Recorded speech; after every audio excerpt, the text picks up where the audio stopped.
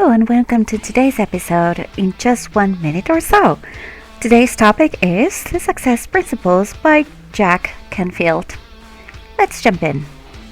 The first principle is about taking responsibility for your life. So, basically the past is the past. You're responsible for everything that does or doesn't happen to you, for your actions and inactions. The world doesn't owe you anything. You have to create it. What do you need to do differently next time to get the result you want? So give up all your excuses. You have always had the power to make it different, to get it right, to produce the desired result.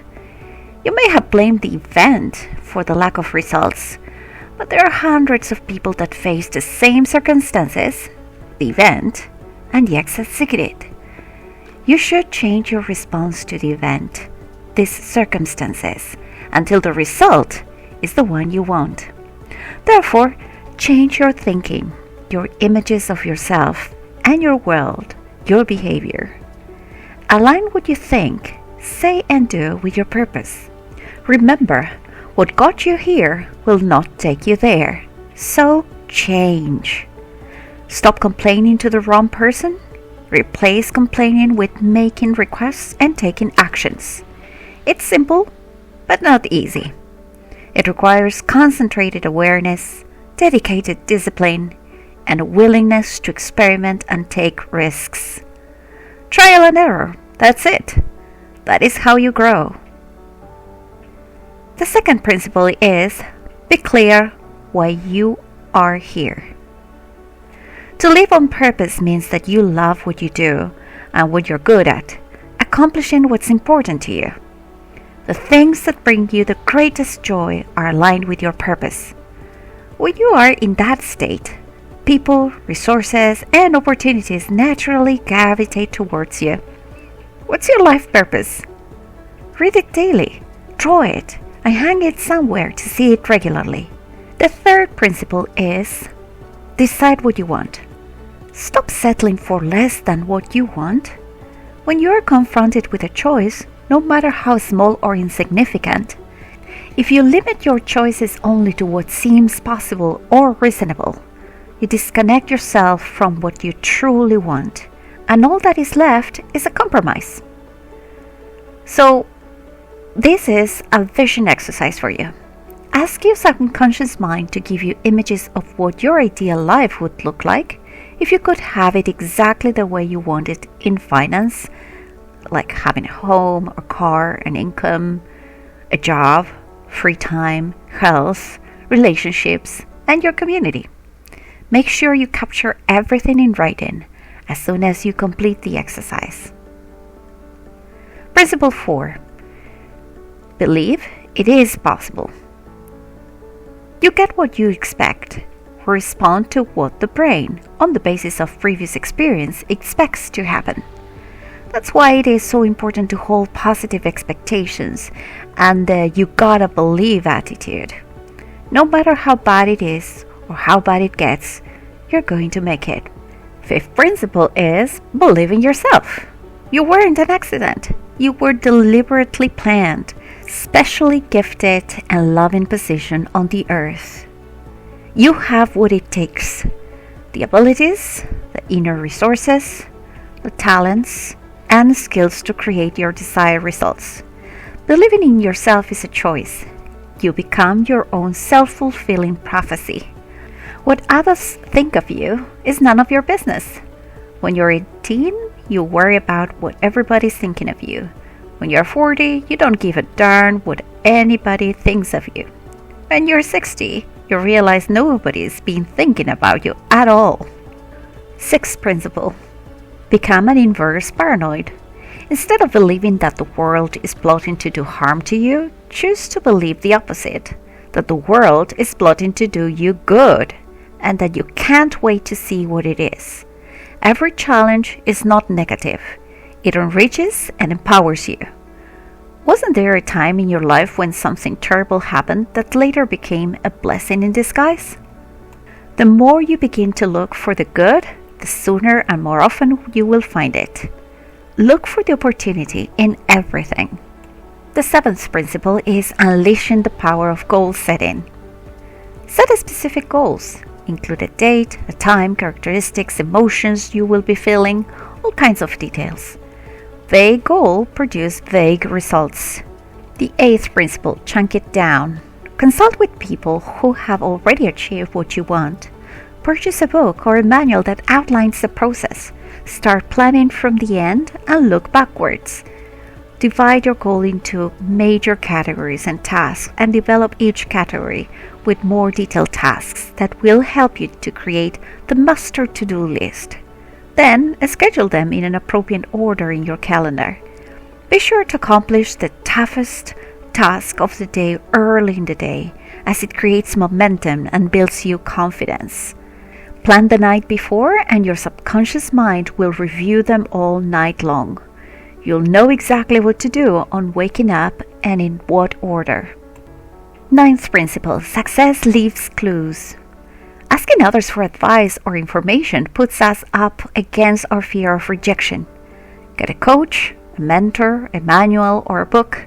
There's someone that has already done it. Find him or find her. Shadow them for a day and watch them work or offer to volunteer as an assistant. The 10th principle, release the brakes.